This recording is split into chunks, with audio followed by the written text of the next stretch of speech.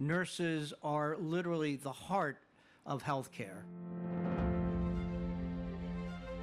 You know, projections say that we're going to be short about 60,000 nurses by 2035, and we need to do something about that now.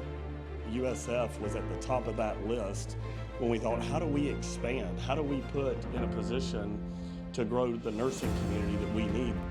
And what began as a site of debris and dirt has since evolved into these amazing stories of steel beams and the physical foundation of a bold next chapter for the College of Nursing. We are committed to expanding this program, not only in terms of the number, but the quality of our nurses. We are the #1 nursing school in the state of Florida.